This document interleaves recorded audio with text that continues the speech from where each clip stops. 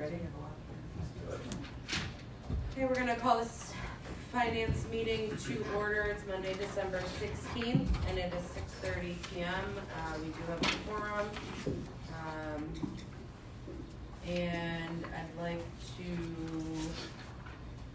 move right into the meeting and have an acceptance of the minutes from November 25th, 2024. So moved. Second. All in favor? Aye. Any opposed? Motion passes unanimously. The next item on the agenda is items for discussion or possible action and budget transfers. There are no budget transfers this month, correct, ma'am? That's correct. Okay, so we'll move right into the financial reports. Okay, sounds good. The first report is your November 30th, 2024 monthly report, and as we noted last month, this report does in fact provide and reflect a significant deficit in the SPED clinical costs account. It's a little bit over $2.8 million, and the SPED transportation account, about $130,000. While I know that Ms. Borges will later address this issue in her report, I'm going to just touch a bit upon the financial issues. So at this point, we are reflecting some savings in salaries and benefits, but certainly not what we have seen in the past. And it is an amount that is fluid. So if we fill positions, then of course the balance of the year-end balance will be less than what we are actually projecting right now. But we are also anticipating some savings in the fuel account that I've previously reported. In addition, when we realized the size of this deficit, we did freeze the textbooks orders at this time. Our feeling is that if textbooks are needed, for the most part, they are ordered by December 1st, but we will address any needs on a case-by-case basis. So all these projected savings, however, are not expected to be enough to cover this deficit. So our hope is to mitigate it as best we can, and Ms. Borges and her team are already working to do that.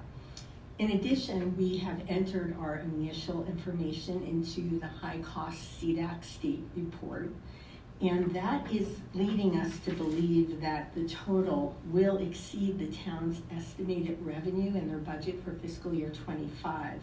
So we are hopeful that we can discuss the use of some of those funds to offset the special education cost deficits for this fiscal year. Of course, we'll keep the board updated monthly, and if we really do see any other additional significant concerns, and Chris, I apologize, I'm looking this way instead of down there as well. But we will keep you updated on this. And as I said, I'm just going to leave it there for the moment because Heather will certainly give you a little bit more information when she gets to her report about the reasons for the deficit and what her team is doing to work on that issue. So I'll pause there if anyone has any other questions on the report.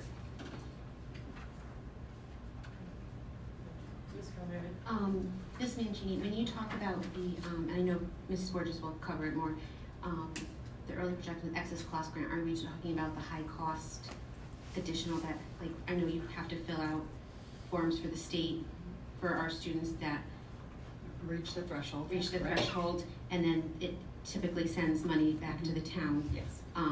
But you're talking about requesting that money that the town Portion has. of that? Yes, received to cover. Okay, I just wanted to make sure I was understanding that correctly. Thank you.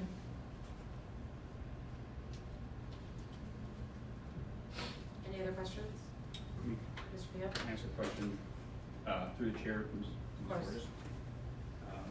I have a question. Professional services was driving this. So in particular, can you get granular to say what exactly is driving this? Are we just seeing 13% increase in kids this year over last year, and that's the bottom line, or what is it in particular? So it's many levels. Right. So yes, we have an increase in students. Our programs are at capacity, but it's about the internal services the students need. So it's your additional BCBAs, your BTs, your clinical cost, your risk assessments, your testing, those all fall in that bucket. We've seen an increase in students' medical needs, students that need one-to-one nurses, students that have PIC lines, and different medical needs that require that. Those are things we just can't plan for. And then in addition to that, Those clinical services, like we have advocated for years from the state, don't have a cap. Right. So the increased cost they charge you to have those services, you can't always plan for, because you budget before they give you the New Year's additional costs. So it's multifaceted. It's an increase in students, which you can see from last year to this year, and it's an increase in the cost of those services to make sure the students have what they need in order to access their education. And I know you're always talking with Parker, but any conversation about increased funding this upcoming legislative session regarding this? Because you know me, I've been saying this for the last year and a half. It's an unfunded mandate that gets pushed down to the towns. We're right? supposed to get an update tonight. Okay. We are lucky in Stratford. We happen to have one of our teachers who serves on the board at the state. Okay. And she is coming at the board meeting tonight to talk about the legislation. There's been letters, there's been letters of support, and letters encouraging a cap, or at least additional funding. And they have scooted up the funding for high cost. What's the percentage now, Pam? We get an 88% reimbursement rate. And do you know, last question, and I'll leave it here, do you know where Stratford compares to the rest of the state and also Connecticut versus the rest of the country, or at least in the Northeast, about these increases year over year? Are we trending, are we average? Yeah, we are right on Everyone's track. seeing what we're- Everybody is seeing what we're seeing. Okay, thank you. Any other questions? Okay, we'll move on to the grant report. Okay, the grant report for November was also provided, and actually I'm going to open this up to questions because at the moment we are on track with spending for these grants, and we really do have a great team between Joanna and Susan Nicholson's assistance, and we continue to seek additional grant opportunities and efficiencies. But if you look at the dates that they expire, the grant end dates, you can see that the ones that we needed to spend, we've fully spent, and we are on track with all the others. Nobody else has any questions, I just have a quick question. There's a note in the summaries of each that we're waiting on approval at the state level for some of the title grants, the title, specifically Title I and II, I think, were the two that I saw. And we just received those as of today. Okay, Yeah. I Whenever it was didn't Friday know or if they today. were waiting till like mid-spring, I couldn't Yeah, remember no, the they're dates. always a little bit later in late November to early December. Okay. So we did just receive full approval. Great, thank you. Mr. So Anderson? would now be an appropriate time to talk about the grants the mayor is working on, or is that too I think it's too early. Okay. Any other questions here? Okay, we'll move on to the food services report. Okay, for November, I'm sorry, this food service report, we're always 2 months behind on these, it's October's, and you will see that a month net loss on this particular one, but please note as it reflects at the bottom, we are owed state reimbursements for August, September, and October, which total more than $780,000. So we are still at a very stable point with our food service program. I'm happy to report at this point. Any questions for food services? Okay, we'll keep on going. Special education report. Ms. Borges. So the district is currently supporting 1,376 students. We have not even had a full month since the last board meeting, and that's 7 additional students. So you have seen increase after increase each month of students requiring services, students with exceptionalities. We are still in line with the state, and we are still in line with every other district that is also seeing large numbers of increased needs from students. This includes students that move in and students that we have identified. My offer always stands to make sure that if anyone questions whether we are providing our students with appropriate service, that I'm happy to bring you through our special education program so you can see we are not over-servicing, we are just meeting the needs of our students with exceptionalities. That door is always open. They love visitors. You might get a hug, but you're more than welcome to come in and see what we are doing to service our students. As you can see in our tuition, there still is a balance in the tuition. That's because we have returned students to district as well. So that also couples with how we are filling our programs, right? When we return students to district, we're not paying the outplacement cost, but we're still paying the in-district cost. We do try in Stratford to budget growth, and that means that the town does count on the money for high cost as their revenue. So when Ms. Mangini tells you that we did our preliminary stuff, it's because we believe they'll get above what they budgeted for, because they can't budget for kids that aren't here, and now they're here, right? So we've now had an increase, so our high cost goes up, which means they'll get back a little bit more, and that's really what we're looking to see if they can support us. First, it's a roller coaster. Anything could happen. Next month could be different. Kids could move out. We unencumber when they move out. We encumber when they move in. So this is an encumbrance that you're seeing.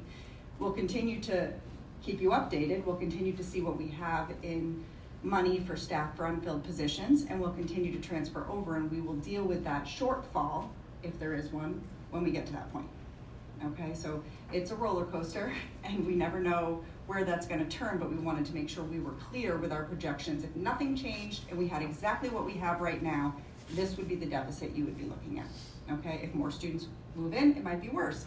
If some students move out, it might get slightly better. Okay, if students end up growing out of their services or not needing those services, you'll also see that go down then. So we encumber based on the current need right now.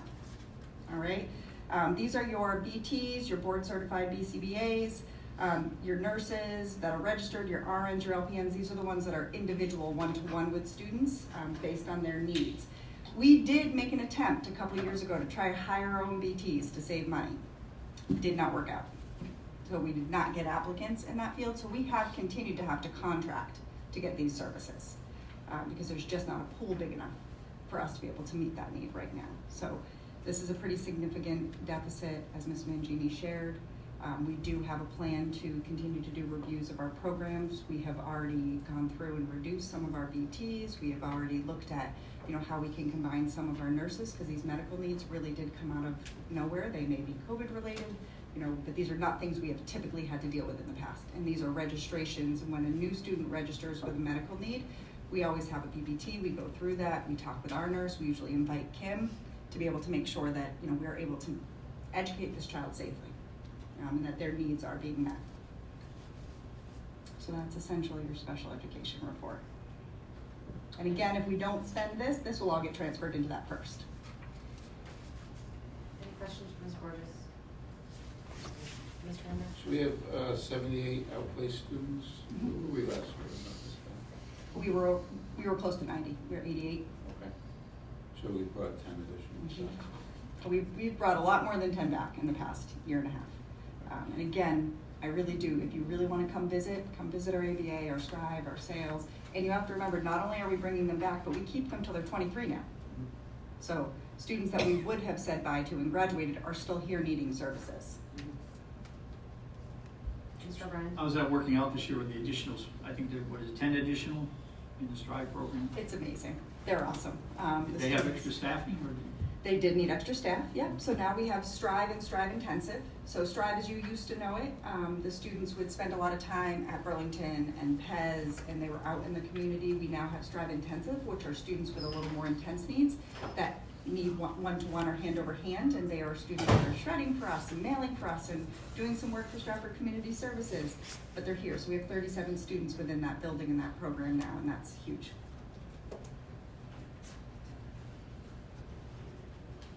Quick question for you. Mm-hmm. Maybe not so quick.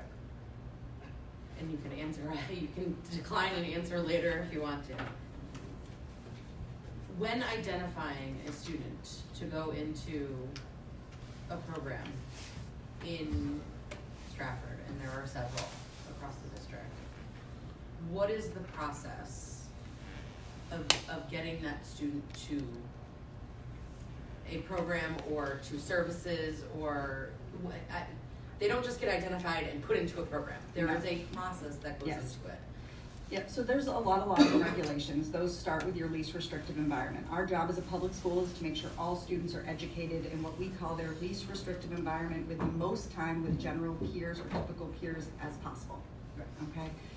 When you are analyzing that, you have to make sure you are filling your full continuum of services. If there is a student that may need a more intense program, it could take 45 to 60 days before a student ends up in a program, because we have to try that continuum first. It might be some additional resource support, or more speech, or more social work, or a one-to-one, and they will collect data. They might do FBAs. There'll be a whole continuum of things you need to try, because what we cannot do is take a kid from a current inclusion environment and remove them and put them in a fully self-contained environment without having tried to make sure we're not missing a piece, so that they have access to their least restrictive environment. You know, the free, appropriate public education, and that in special education is where we end up going to due process. If we skip things, then you're gonna end up in due process because you have denied that child FAPE.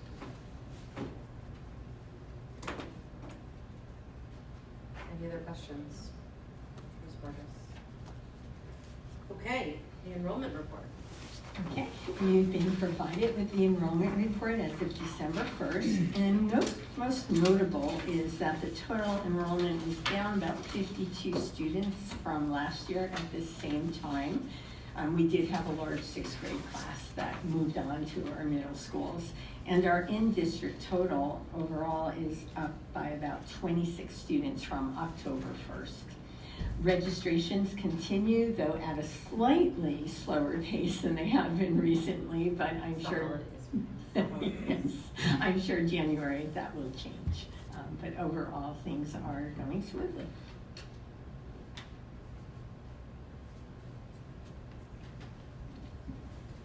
Any questions for Ms. Mangini on the enrollment report?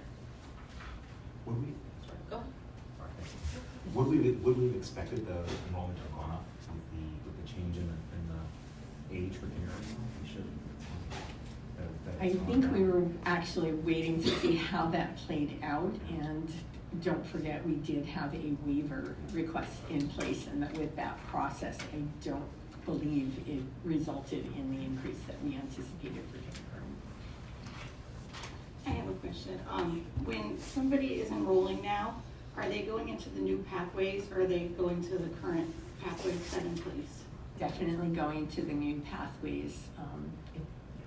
Okay. We made that decision very early on, that we just thought it would be the best thing to do, particularly when they're new to the district. They can make friends in the school that they're going to be staying in, so it's been working out pretty well.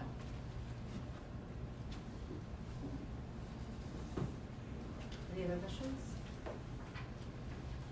All right, we will move on to other business. Any new or old business anybody wanted to bring up? Okay, well then I'll ask for a motion to adjourn. By Mr. O'Brien. All in favor? Aye.